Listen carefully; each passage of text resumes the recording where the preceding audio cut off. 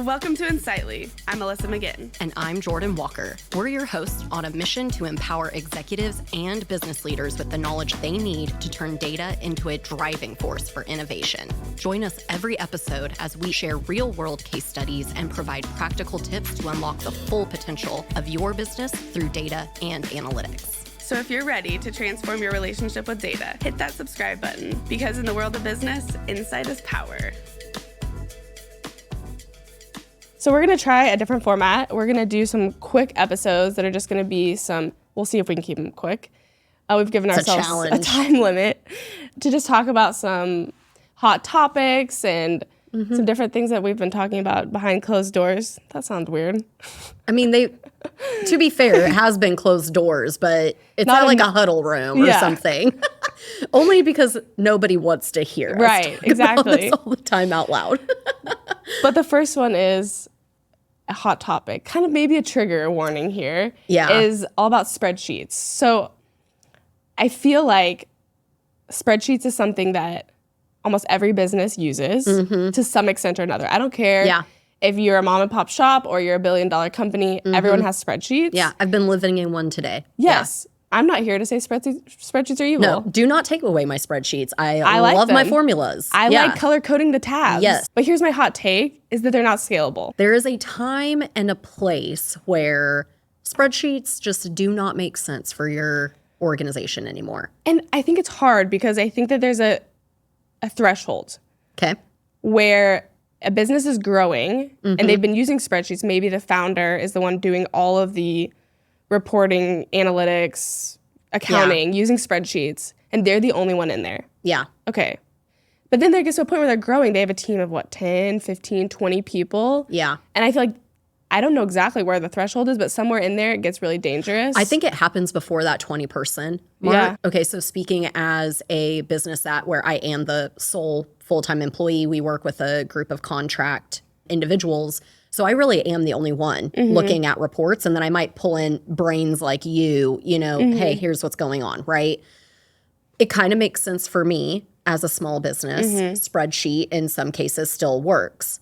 Until I'm out of capacity, that's a different conversation for a different day. Yeah. However, spreadsheet still kind of works for me to track like clients, prospects, revenue, whatever. I've been in 20-person organizations. We're still small. You're still a very tight-knit group. Yeah. But to be able to say, okay, these are like my clients. Those are your clients. What does it look like? It doesn't even matter if those two spreadsheets are on the same server, that you've just now made that 10 times harder. Yeah. And to your point, it's not scalable. And I think once there's multiple people doing multiple departmental functions, I don't care if it's like a one-person marketing team or a one-person sales team. I think at that point, it gets really dangerous because you're trying a lot of different things. So like, for example, a client is putting on a lot of events. And so they've tried Eventbrite. They've tried SurveyMonkey. They've tried just putting it in a spreadsheet. They've tried, which is all great. Yeah. But that's all in like 6 different spreadsheets that like 2 or 3 different people are looking at. And that also probably have different headers in each one of them. Right, the formatting is different. They don't know. I mean, that speaks to, I think the main issue with this is the data governance piece. Is like, who put that in that spreadsheet when and why? How do we make this spreadsheet have integrity so that we can use it to report off of? But then when you start getting, mixed into sales and marketing and finance and, multiple departments and stakeholders, then I feel like you really get into the territory of, can we trust this data that we're looking at? Yeah.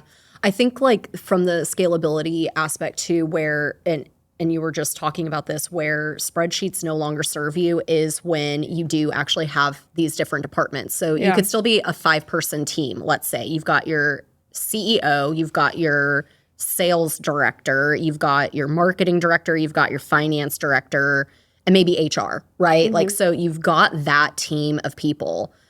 They all need the same data to know how they're affecting the organization and the role that they play in helping the organization reach its goals. So they all have their own set of data, and we've talked about this. Spreadsheets just further that data silo scenario. So if HR is looking at talent and efficiency or whatever, and we're trying to, align that with revenue and profit margin, if you're still operating in a spreadsheet, you can't really do that effectively. Or by the time you've pulled it together and you've analyzed it, it's already old. Mm-hmm. And I think to that point, something I just realized, I just had an epiphany moment, is that it's not necessarily that the data is being analyzed in a spreadsheet. I think the problem is that if data is being stored in a spreadsheet. Yeah. I mean, I definitely think that the aspect of that user-generated data that goes into it, at least like if you're going into a platform or something, you have like some consistent, okay, well, what's the nomenclature that we're using? You can set up like specific tags or something like that. That makes it easy for people to populate it.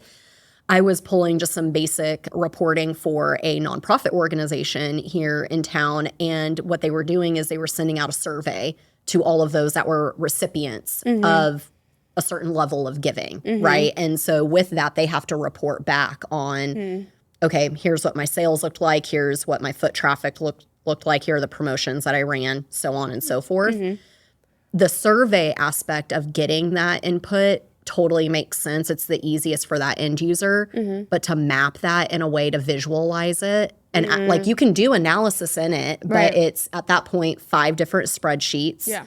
So if you wanted to pull that all together, you're now pulling it into one or mapping it across multiple different ways that people are putting the data in there. There's not really a lot of oversight. And so it starts to become like, is the exercise here just more about them reporting and you looking at it individually, or are we really trying to see holistically how this organization is impacting them? And then how are they going to then use the data? To me, yes, you can analyze in a spreadsheet, but if I'm trying to take multiple sources of information and bringing it all together to analyze it, that's so much more of a hassle to do than just trying to figure out a way to make it holistic in one platform or something like that. But to your point, that goes with what I was saying too, is like that data was also being stored there. Yeah. Yeah. So like, even in the scenario I was thinking of is like, let's say that it was stored, like you had a bunch of data in a CRM and you have an analyst on your team and they pull down like a report into, and they want to use a pivot table in Excel to do some analysis. Great. But you can't upload it back up. Right. But at least the data's stored in the CRM. Like it's not, there's no like inconsistencies as far as changing the data itself, and that would like affect the integrity of it or the cleanliness or whatever. But I think you're right. I mean, it's like most people use the spreadsheet as the storage and analysis and everything. Yeah. So, and then as time goes on and more data ends up getting added to it, you're either creating multiple versions of a spreadsheet. So it's like V1, V2, final. It's so real. Yeah. So I think the moral of the story here is that we're not against spreadsheets. No. There's a time. So when is it appropriate to use a spreadsheet? I think in your case, like when you're a one-man shop and you're the only one, you don't have any questions of other people getting in there and changing anything. Yeah. So it's like the input is very clean. Yeah. And the analysis that you're doing for yourself is beneficial for your business. I think that's a great use case. And then I think the second use case is what I shared is like maybe you're in a bigger company and you're in an analyst role or something where you need to do something specific and you want to use Excel or a spreadsheet to do that analysis, but the data is stored somewhere else and you're just pulling it out to analyze it to get your answers that you're going to provide insights on.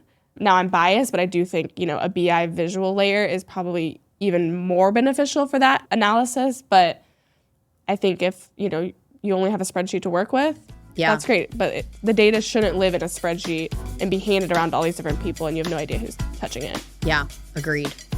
I don't have anything else to spreadsheet add. or not to spreadsheet. Let us know what you think. At hello@insightlypodcast.com. Peace.